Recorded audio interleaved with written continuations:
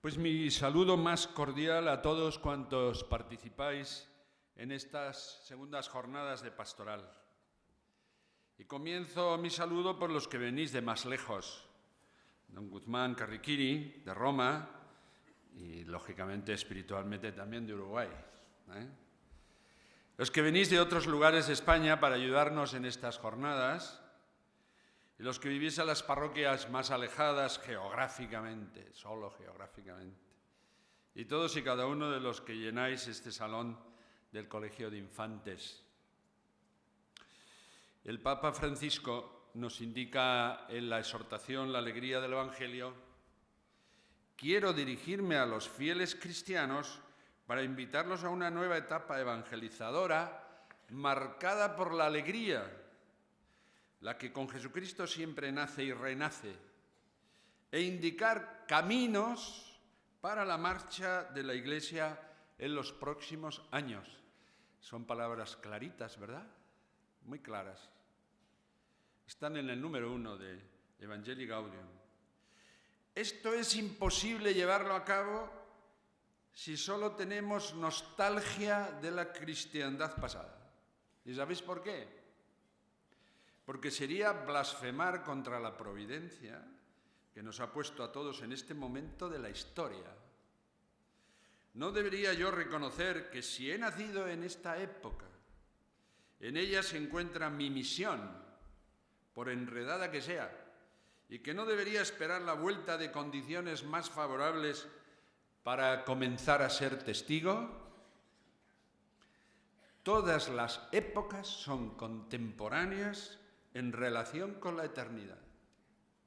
No tenemos escapatoria. Es innegable que Europa sufre un fenómeno de secularización, y España, claro, en el que la existencia del hombre y la mujer se concibe fuera de toda aspiración a la trascendencia, a lo que está más, decimos, más allá de nosotros, más arriba de nosotros. Y por eso, en tantas ocasiones, la fe aparece como un extra, como una guinda en un pastel. Pero aún aquí, aunque estemos viviendo en esa situación, hay muchos o algunos beneficios. Por ejemplo, es casi imposible, no digo del todo imposible, pero es casi imposible elegir hoy el sacerdocio como una promoción mundana con territorio y beneficios. Tampoco es presentable una diócesis o iglesia particular, ni una parroquia a otra comunidad cristiana en la que los fieles laicos no vivan su vocación. Las que así hicieran no tienen futuro. No tienen futuro. Sí, ya sé que en otro tiempo se tendía a considerar, por ejemplo, a los casados como a los proletarios de la Iglesia, útiles por los hijos que tenían, de los que quizás saldría con un poco de suerte a fuerza de multiplicar la chiquillería un cura o una religiosa. Y cuando se osaba canonizar a una pareja casada, se apresuraban a advertirnos que vivían como monjes. Cuidado, no marchemos ahora al lado contrario, no nos vayamos al lado contrario. Es bastante divertido que muchos de los que hoy reivindican para los fieles laicos un lugar preponderante en la jerarquía de la Iglesia imaginen que son ultraprogresistas, cuando en realidad son superclericales. Tienden, en el fondo, a creer que la jerarquía es más importante que la santidad, siendo así que ésta está subordinada a ella, la jerarquía, a la santidad. No estamos nosotros, por lo menos yo no quiero que estemos, en ese horizonte, y estas segundas jornadas de pastoral tampoco están en ese horizonte. La nueva evangelización no es una reconquista, un intento de recobrar territorios perdidos. Se trata de horizontes nuevos, abiertos por una mayor conciencia de la radicalidad de la vida bautismal, sea uno obispo o fontanero, monja o madre de familia, cardenal o camionero, me da igual. Todos discípulos de Cristo, cada uno según su estado de vida. llamados todos a la fecundidad del testimonio y a sus aprietos, constatando siempre que existe una dinámica en la historia que nos pone de manifiesto Jesucristo en aquella palabra, recordáis, del trigo y de la cizaña. Esta parábola nos presenta la historia como un crecimiento, pero como un crecimiento doble, el crecimiento simultáneo del bien y del mal, y esto de manera inseparable hasta la hora última de la cosecha. Evidentemente, la Iglesia siempre afirmará la omnipotencia divina que salvará a la humanidad como garantía de la libertad del hombre, porque nuestro Dios está siempre y estará siempre con nosotros y hace de nosotros el templo de su gloria. Nos ofrecerá el Padre siempre a Cristo Salvador, que nos pide entrar en nuestra casa llamando y quiere cenar con nosotros. Aquí está, por tanto, vuestro obispo, don Ángel, obispo auxiliar, pero obispo hermano. Los vicarios episcopales, los sacerdotes, la vida religiosa y sobre todo vosotros, los fieles laicos. Esto es una parte muy importante del santo pueblo de Dios que peregrina en Toledo. Estamos aquí con nuestras miserias y debilidades y nuestra grandeza, que nos viene a todos de Jesucristo, el que nos ha rescatado de las tinieblas y nos ha llevado a la luz, el que nos dio nueva vida y nos hizo parte de su cuerpo, que es la Iglesia. Queremos trabajar en las horas que dure este encuentro, así os lo pido, con alegría e ilusión. A mí solo me queda decir buenas jornadas a todos y muchas gracias por venir.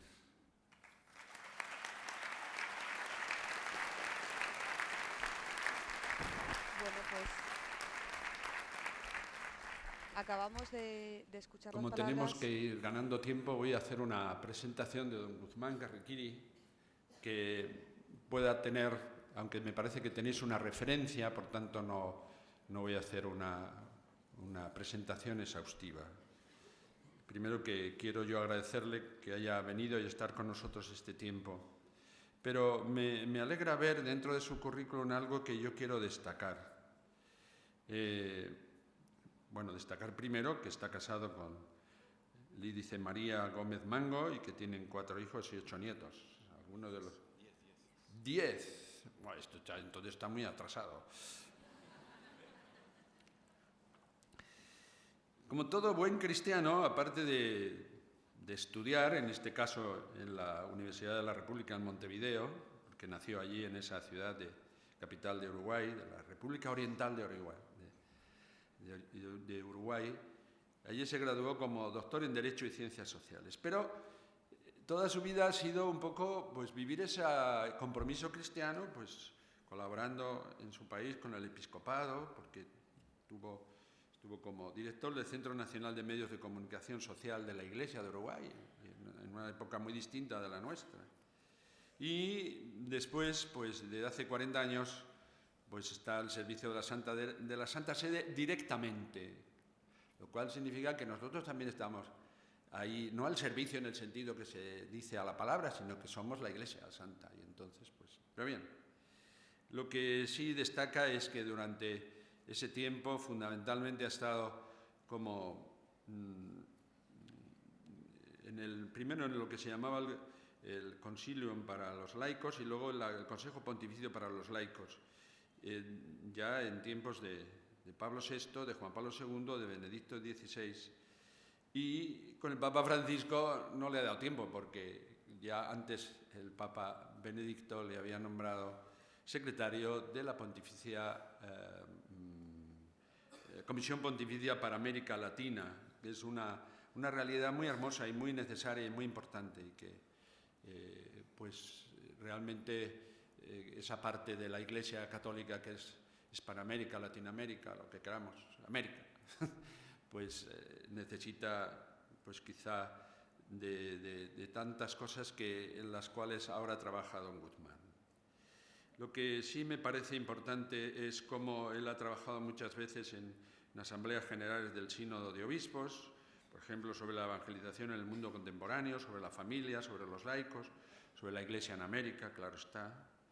Y pues ha tenido a veces responsabilidad de ser miembro de la dirección de la Santa Sede, conferencias mundiales de las Naciones Unidas, no sé si estuvo en Pekín y estuvo en el Cairo, en aquellas donde se ha jugado tantas cosas. Y sobre todo yo creo que destaca una cosa importante y bonita, que es cómo ha colaborado en la preparación de diversos viajes pontificios a América Latina, porque América Latina es su hogar, su casa, ¿no? Y por supuesto todo lo que ha significado la responsabilidad organizativa de sucesivas GMG, que decimos ahora, Jornadas Mundiales de la Juventud con el Papa, desde Roma en el 85 hasta pues la Jornada Mundial de Madrid hace 2 años, que recordamos también nosotros.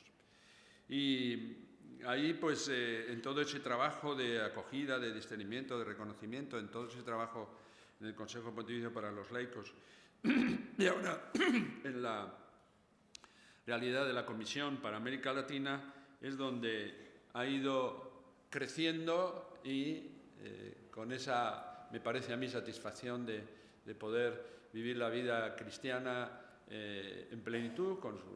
lógicamente con nuestras limitaciones, nuestros fallos, pero que cuando yo vi que el tema para estas jornadas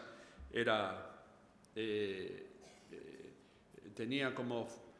objeto fundamental los laicos y animaros a todos a vivir, pero no solo a los laicos, también a los curas, pues pensé que don Guzmán podía ayudarnos. Y aquí estamos para escucharle y agradecerle muy vivamente el que este día lo dedique a nosotros, aunque luego tenga que viajar a la ciudad eterna, que seguro que llegará bien y con nuestras oraciones. Muchas gracias. Muchísimas gracias.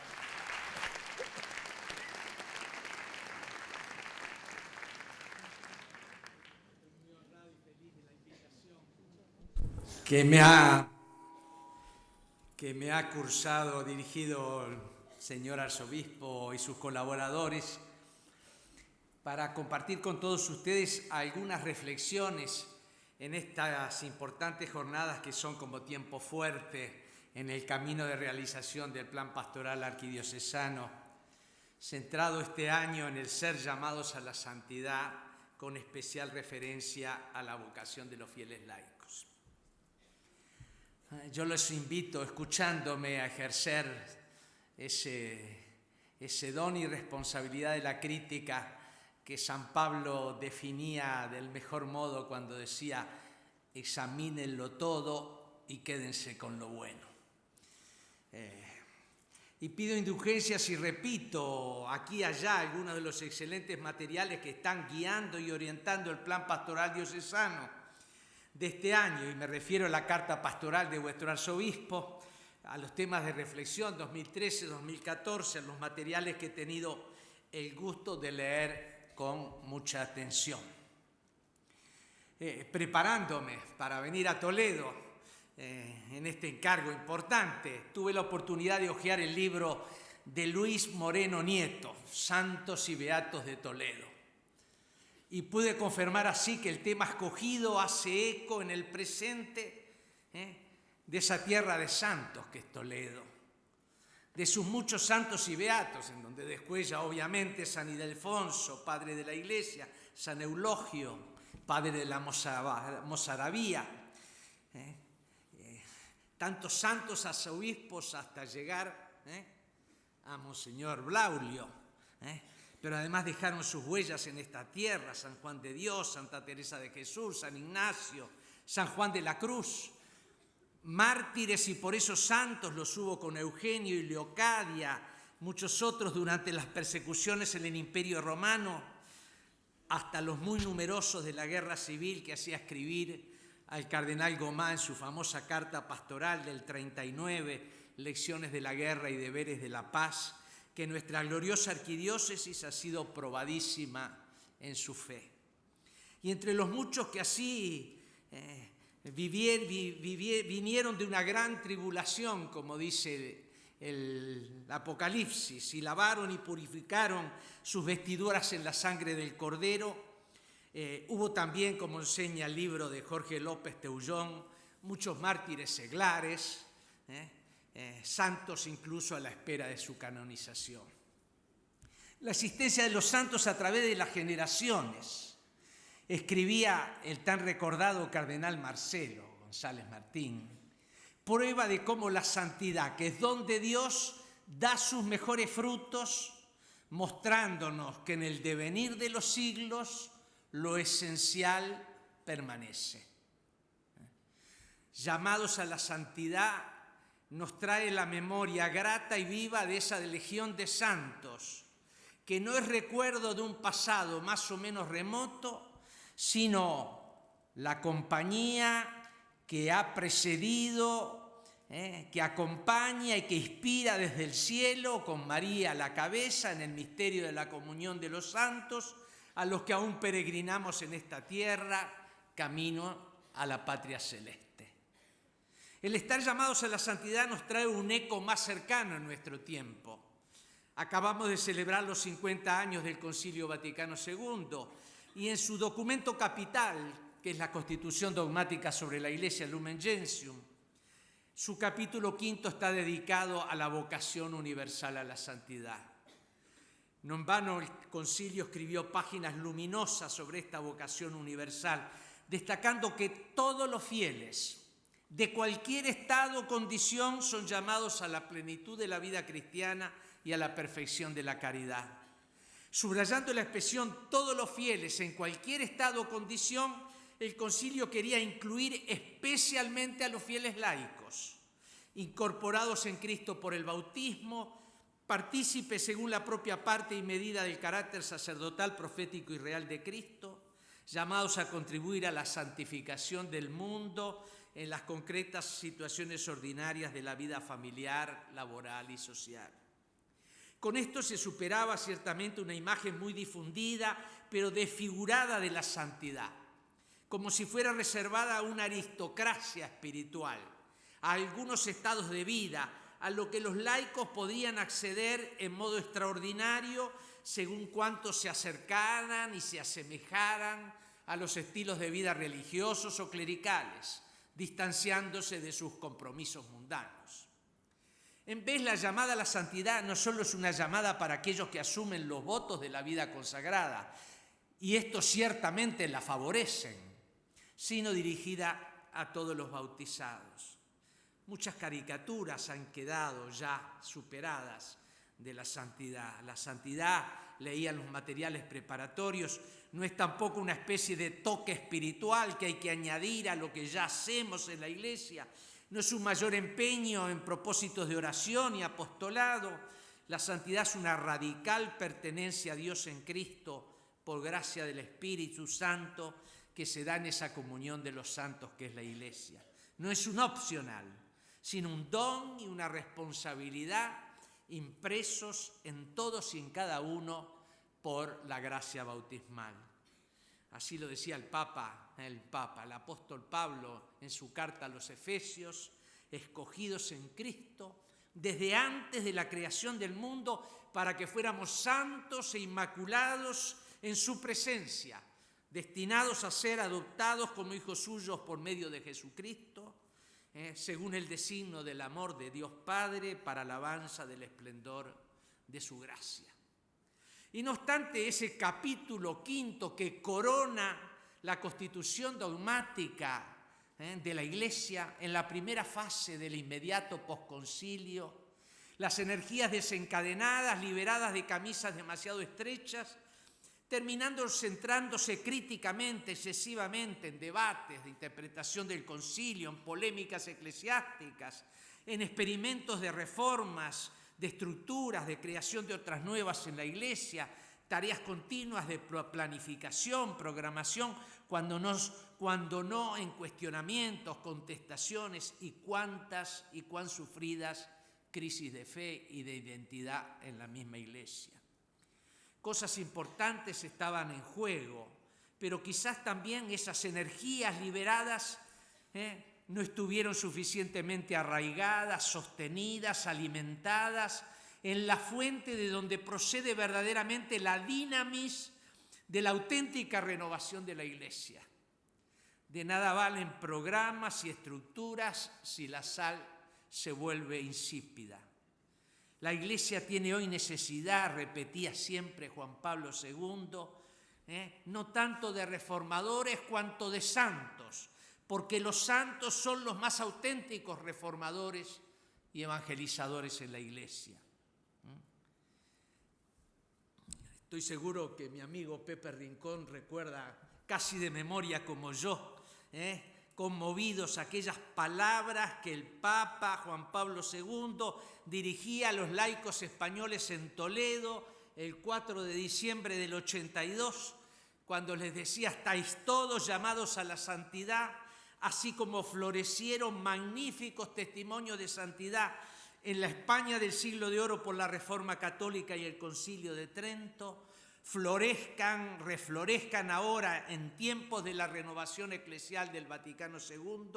nuevos testimonios de santidad, especialmente entre los laicos. Y en la jornada conmemorativa del 20º aniversario del decreto conciliar Apostolica Natositatem para el apostolado de los laicos, en el 18 de noviembre de 1985, Juan Pablo II recordaba, a la luz de la renovada autoconciencia eclesial de su misterio de comunión misionera,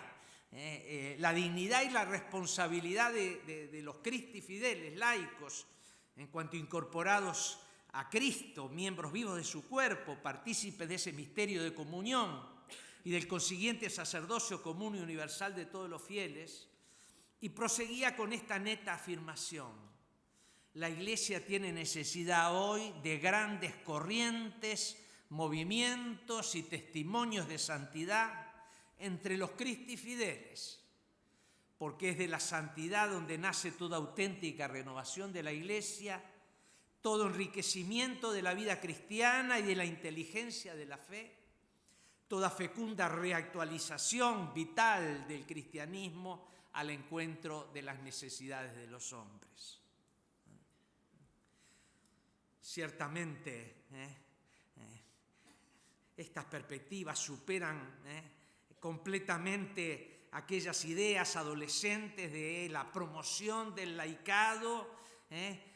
considerada como un obsesionado reivindicacionismo, de mayor búsqueda afanosa de mayores espacios, poderes, roles en las estructuras eclesiásticas, en el sentido de la clericalización de la que hablaba el señor arzobispo, en constante oposición a los clérigos, sino promoción del laicado que se realizaba en ese camino de santidad que sostiene y pone a luz su dignidad, su corresponsabilidad en la Iglesia y anima su participación en la vida de la Iglesia y en el servicio a la sociedad.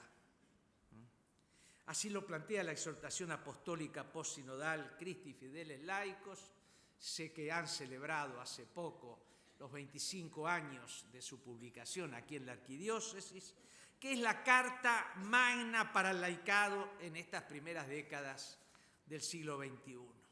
Christi Fideles Laicos. Ese es nuestro título de dignidad, de responsabilidad y de gloria. Ya no se habla solo de laicos, un término que dice poco y que puede resultar culturalmente ambiguo, sino fieles laicos, cristianos laicos, Christi Fideles Laicos. Y es mucho más que una simple cuestión nominalística. El sustantivo es Christi Fideles, fieles en Cristo,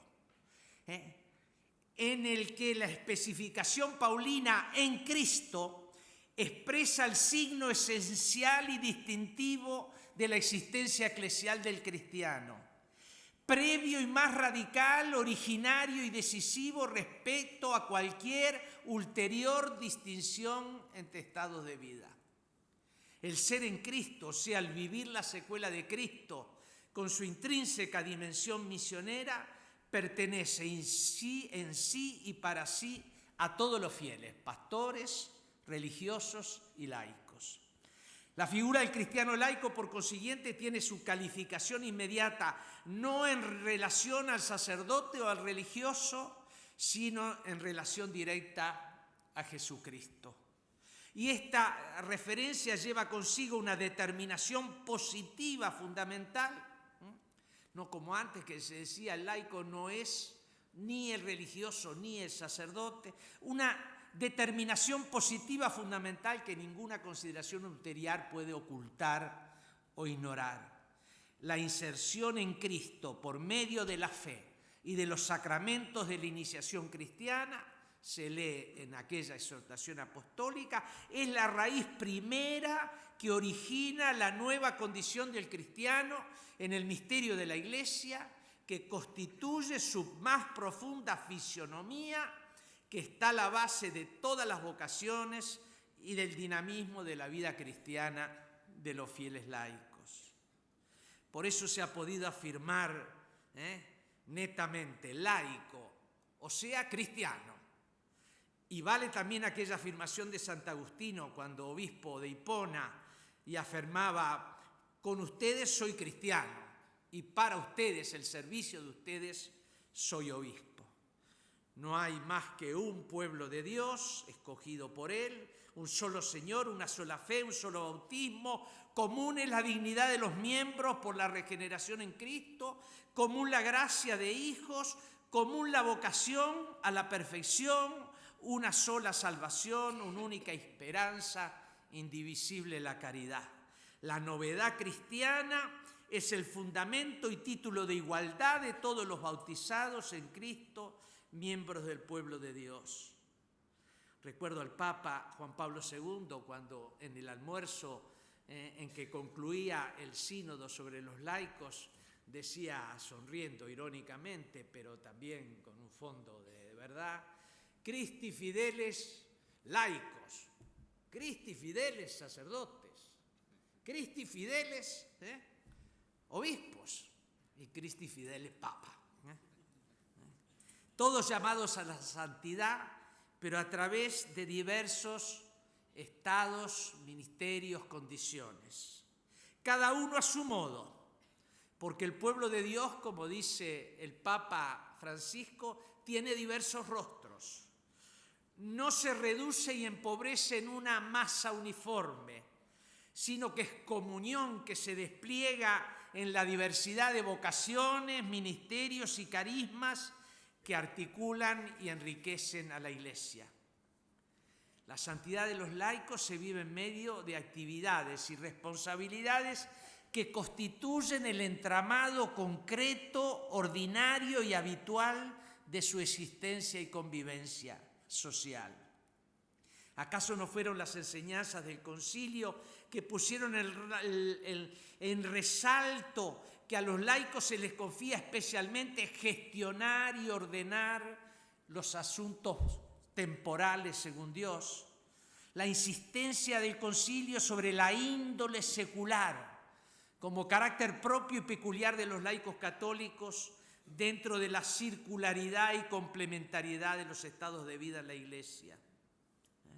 10 años después del concilio, todavía la exhortación Evangelii Nuntiandi volvía a poner el acento en esa forma singular de evangelización confiada a los laicos en el corazón del mundo y al frente de las más variadas tareas temporales. Y aún en la exhortación Christi Fideles Laicos se señala que la condición eclesial de los fieles laicos se encuentra radicalmente definida por su novedad cristiana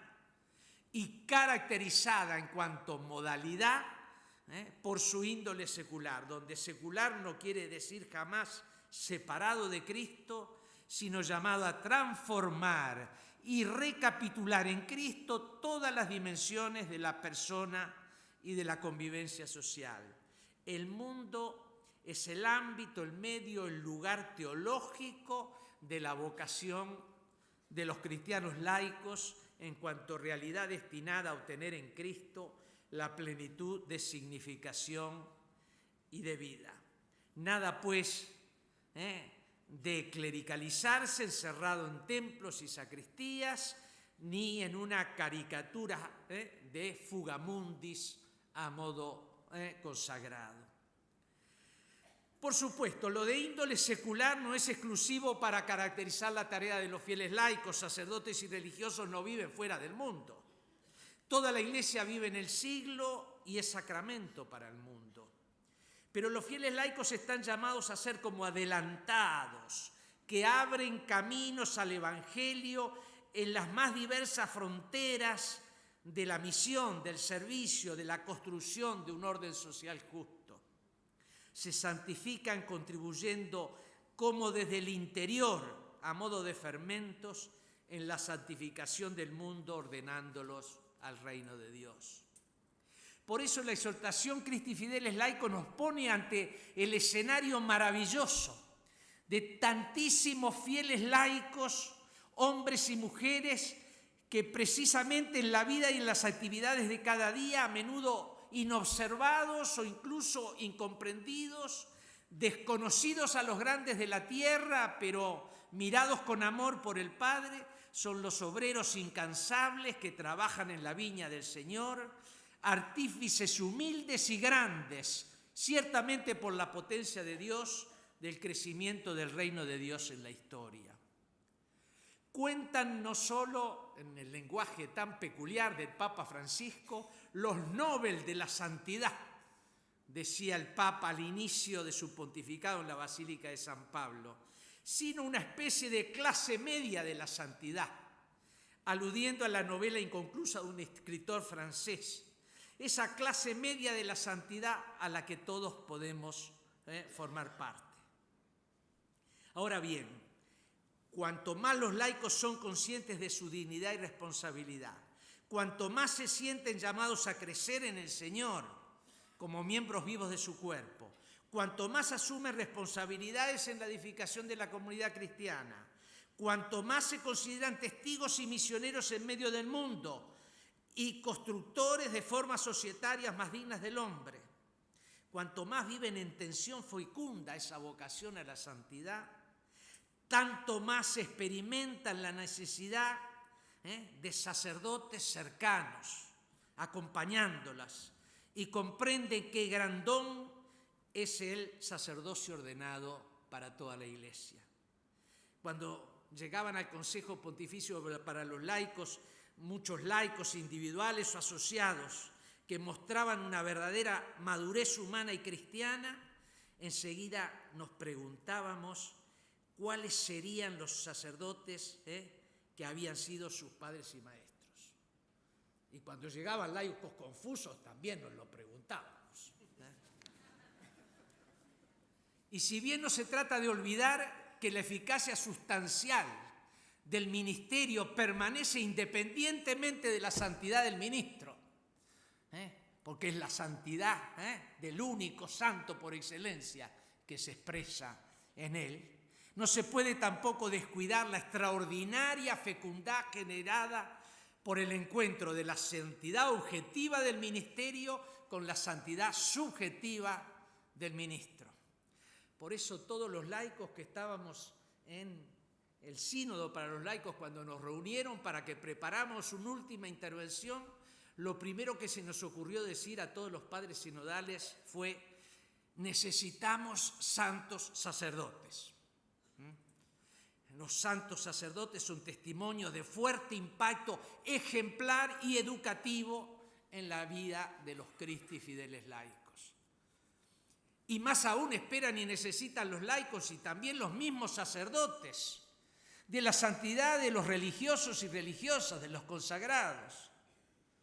Porque nuestro instinto de fe nos lleva a esperar siempre algo más de ellos. Algo más radical, algo más total, algo más profundo, algo más exigente en su consagración a Dios, en la perfecta identificación con Cristo, casto, pobre y obediente, de modo que sean para todos los cristianos signo luminoso, llamada interpelante y como empujón profético hacia la santidad de todos. Pero veamos ahora qué implica para los bautizados esa vocación a la santidad,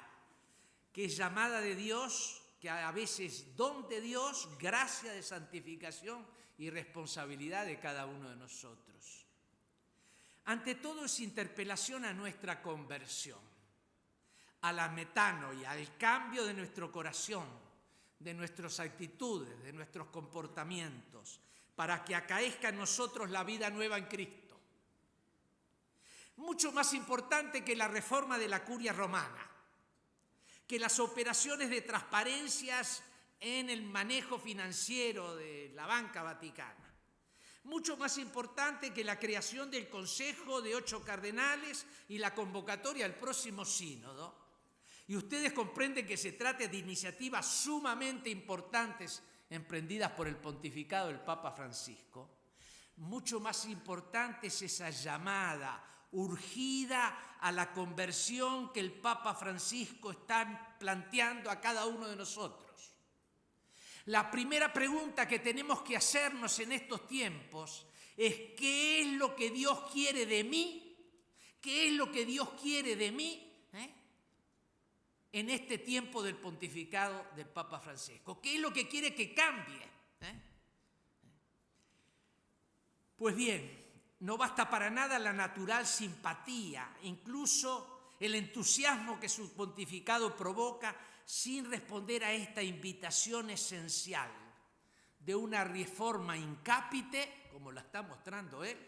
como la tienen que mostrar todos los pastores, y una reforma in membris, una revolución evangélica que requiere una respuesta concreta como conversión del corazón y de la vida. De todos, del mismo Papa, de obispos y sacerdotes, de consagradas y consagradas, incluyendo todos los fieles laicos, cada uno de los bautizados. Es una conversión a la que está llamada la Iglesia entera, así como cada uno de los creyentes. Sin auténtico espíritu evangélica y vida nueva, sin fidelidad a la Iglesia y de cada uno de los bautizados a su propia vocación, la experiencia cristiana va como debilitándose, apagándose, corrompiéndose. ¿Cómo no sentir la desproporción entre la sublimidad del haber sido elegidos desde antes de la creación del mundo, destinados, regenerados, convocados por iniciativa de Dios, de haber recibido su gracia de salvación,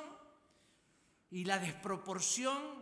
con el hecho de cargar con el desorden de nuestro corazón, con el peso de nuestros límites, las tinieblas interiores que opacan la luz recibida, nuestras debilidades y miserias, el pecado, en fin, de acción y de omisión. Santa por la presencia de Dios y pecadora porque Dios mismo quiso comunicarse por medio de los hombres.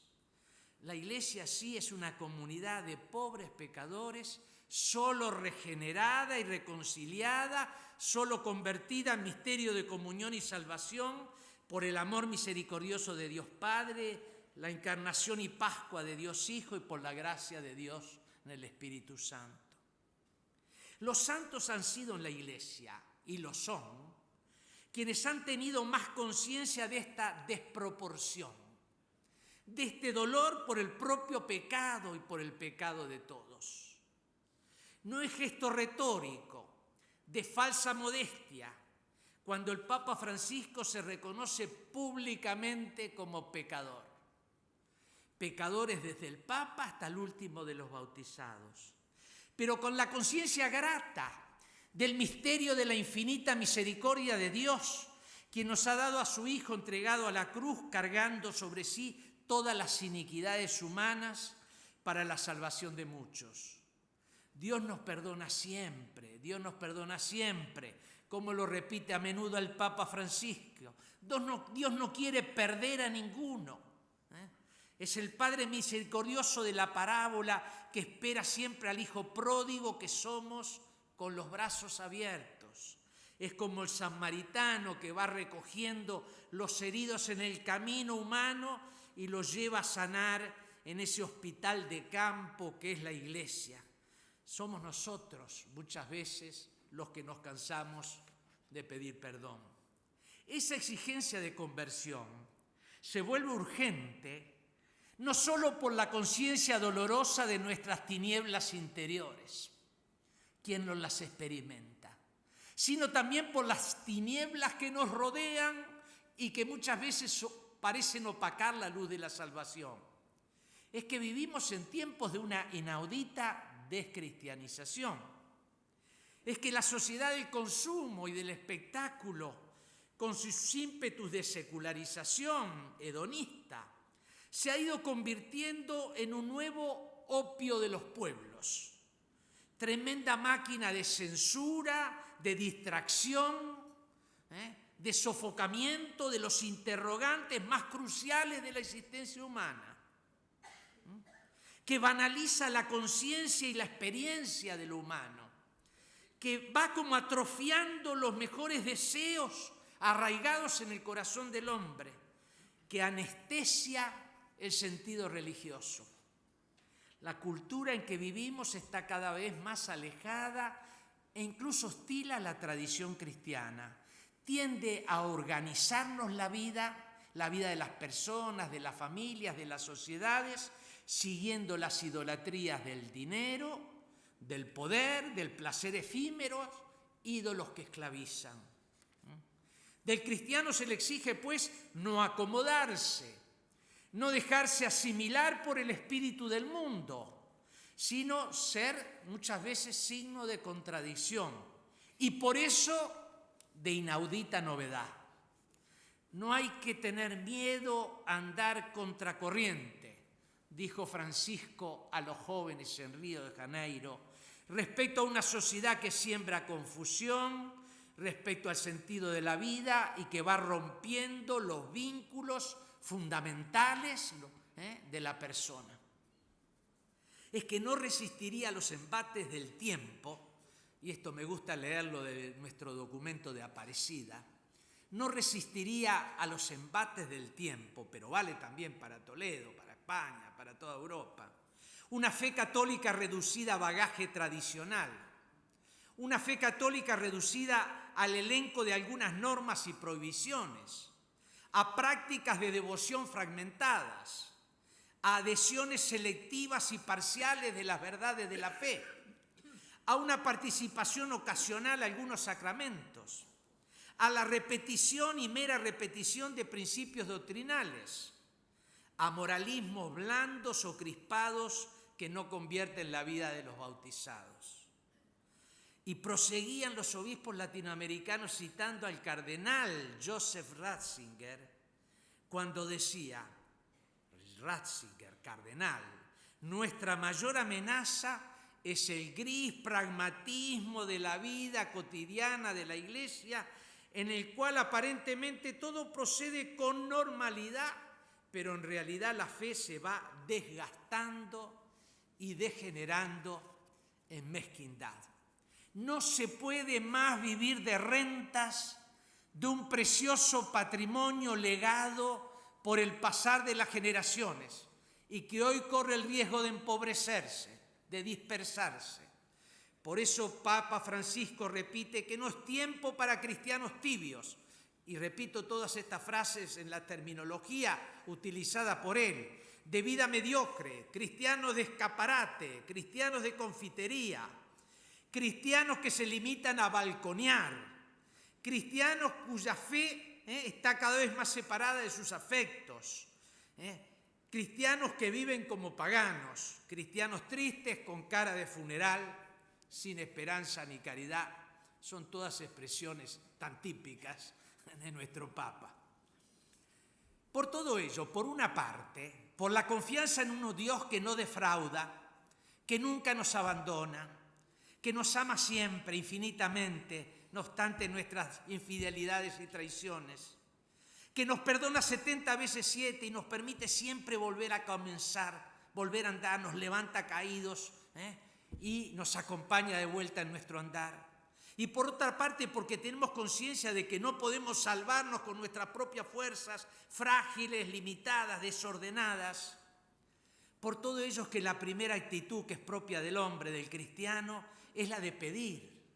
es la de invocar, es la de suplicar, la gracia de Dios, es la de ser mendigos de la gracia de Dios, para reconozcamos la presencia de Jesucristo en nuestra vida, para que lo sigamos, para que permanezcamos en Él, para que aprendamos de sus enseñanzas, para que entremos en comunión con Él. Hoy la cuestión fundamental en la vida de todos los bautizados es, en primer lugar, la naturaleza misma y el significado del acontecimiento cristiano en la vida de las personas. El cristianismo no es ante todo una doctrina, una ideología o un conjunto de normas morales o un elenco de ritos, todo eso viene después. Es un hecho históricamente acaecido. El Verbo se ha hecho carne. El misterio en que todo consiste y subsiste ha hecho irrupción en la historia humana. Jesús ha revelado el rostro de Dios, que es amor misericordioso, y contemporáneamente ha revelado la vocación, la dignidad y el destino de la persona humana y de toda la creación, salvadas de la caducidad, de la corrupción, por medio de su victoria pascual. Por esto, Benedicto XVI enseña en su encíclica Deus Caritas Est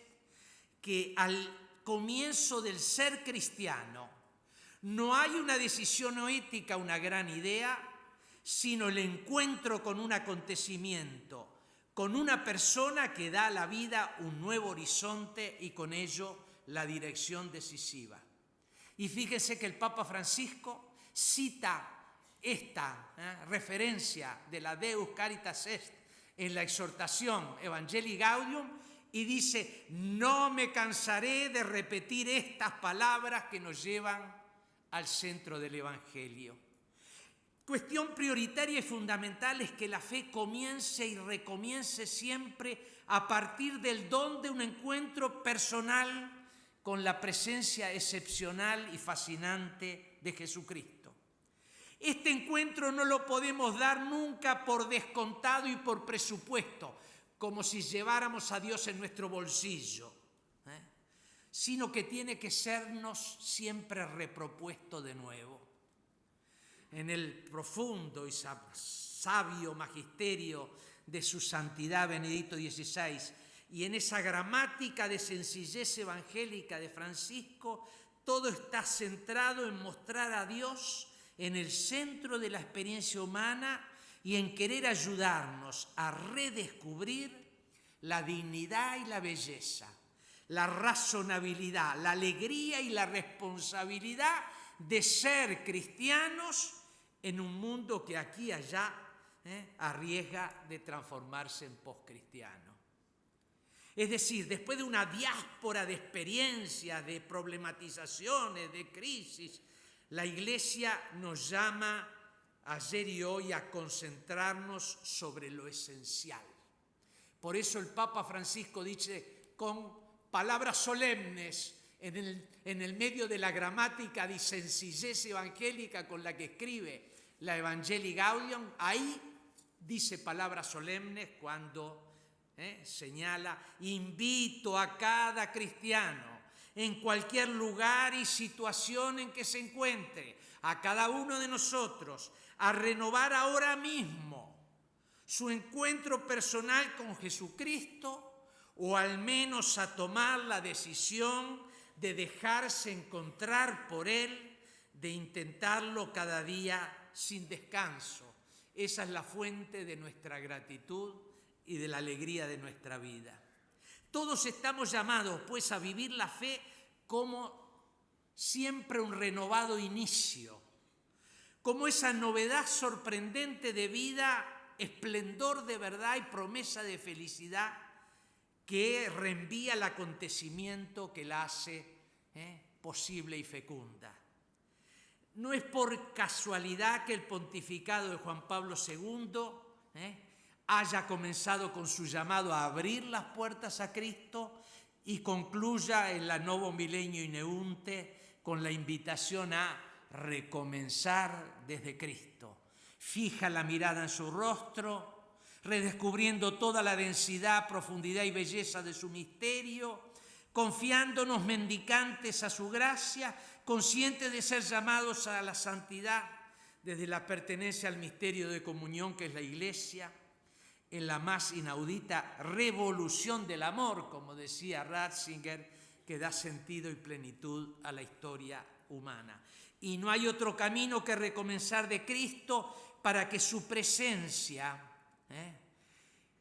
no sea pensada como algo remoto, acaecido 20 siglos ha, sino sea percibida, sea encontrada, sea seguida, con la misma realidad, con la misma actualidad, con la misma novedad, con el mismo poder de persuasión y afecto que lo experimentaron hace 2000 años sus primeros discípulos. Solo en el estupor de ese encuentro con Cristo, sobreabundante a todas nuestras expectativas, pero percibido y vivido como plena respuesta a los anhelos de verdad y felicidad del corazón de la persona, el Señor se va haciendo carne de nuestra carne. Requiere solo de nosotros el acto de libertad, el sencillo fiat, como el de María, para que se haga carne de nuestra carne, para que podamos exclamar,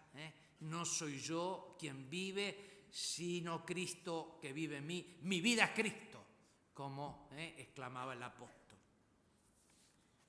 Ahora bien, a toda persona, en todo tiempo y lugar, ha sido dada de ser contemporánea a esa presencia de Cristo,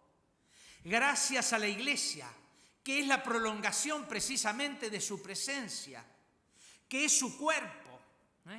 que es su pueblo en camino, que es la compañía de sus apóstoles y de sus discípulos, el sacramento de su presencia. Cristo viene a nuestro encuentro por medio de la sacramentalidad de la comunidad cristiana. El encuentro con Cristo, siempre renovada, solo puede darse pues desde una conciencia de pertenencia a la Iglesia, partícipes del pueblo de Dios en camino, miembros de ese cuerpo de Cristo,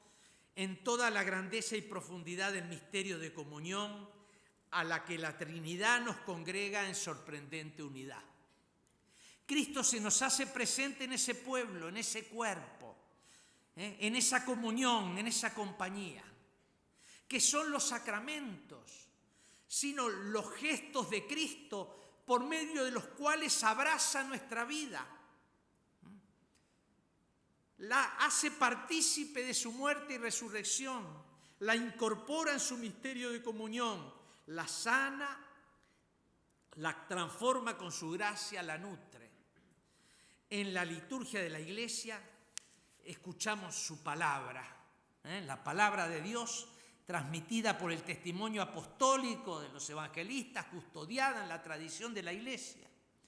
Y acogemos sus enseñanzas gracias al magisterio de los sucesores de los apóstoles en comunión con el sucesor de Pedro y de sus colaboradores en el presbiterio. ¿Cómo no dar gracias, pues, por la incorporación viva y activa, ya hablaremos de eso, en esa comunidad parroquial, por el encuentro con la experiencia de tal o cual comunidad cristiana, de tal o cual movimiento eclesial, por la irradiación de tal o cual comunidad religiosa, por la edificación espiritual de tantas otras realidades eclesiales que hicieron que esa presencia de Cristo nos resultara más transparente por medio de la vida comunitaria, de la participación litúrgica y sacramental, de la oración personal, de un camino de crecimiento en la fe, llamándonos a un encuentro siempre renovado con el Señor, el entramado de la vida. El camino de santidad pasa, pues, por el cultivo de una disciplina de vida según el Espíritu, en la secuela e imitación de Cristo, confiados en la gracia de su Espíritu que anima la comunión eclesial. Dicha vocación, impresa ya en el corazón por la gracia bautismal, se hace más consciente con la escucha y meditación de la palabra de Dios en la Iglesia. Y crece con la participación litúrgico-sacramental, con el cultivo de la oración personal, con la catequesis. Lleva la oración personal y familiar en nuestras iglesias domésticas, Se sirve de la ayuda de la dirección espiritual, de los retiros espirituales, de las prácticas de piedad.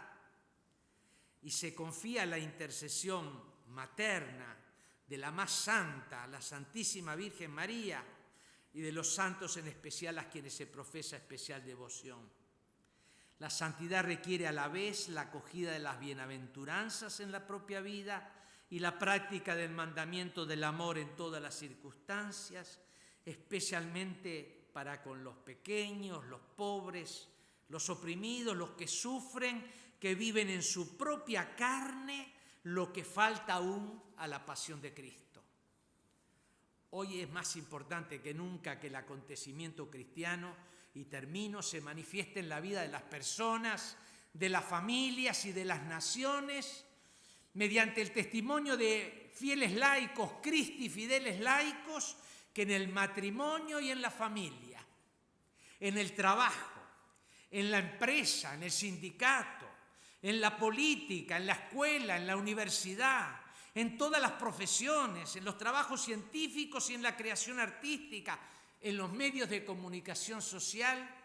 muestren la verdad y la belleza del verdadero rostro del hombre y de una fraterna convivencia humana en una santidad de vida que solo el milagro de la gracia hace posible. Elegido sucesor de Pedro, el cardenal Ratzinger, Papa Benedicto XVI, una vez escribía: he expresado a menudo mi convicción de que la verdadera apología del cristianismo, que da razones y razones fuertes del cristianismo, de la conveniencia del cristianismo, o sea, la prueba más persuasiva de su verdad contra toda negación, son los santos, testigos de una riqueza inaudita de humanidad, la belleza de la fe que ha sido capaz de generar hombres nuevos y mujeres nuevas, como resplandor de la verdad. Termino poniendo todas estas intenciones en las manos del Padre San José, a quienes han querido confiar la compañía especial de este año pastoral. Y lo hago con cierta emoción, porque fue el cardenal Bergoglio, Jorge Mario Bergoglio, quien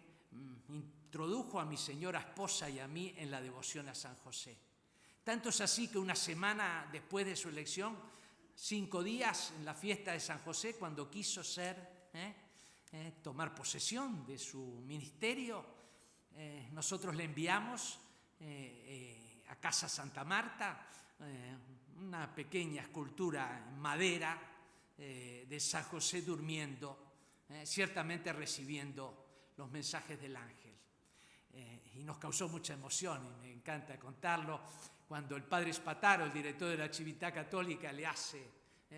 la entrevista conocida, ciertamente publicada, que empieza diciendo: su estudio en la Casa Santa Marta es muy sencillo, muy despojado, tiene una imagen de la Virgen María, de Santa Teresita, de la cual es sumamente devoto, y tiene sobre su escritorio una escultura en madera de San José durmiendo. Recemos por el Papa y recemos a San José por todas nuestras intenciones pastorales.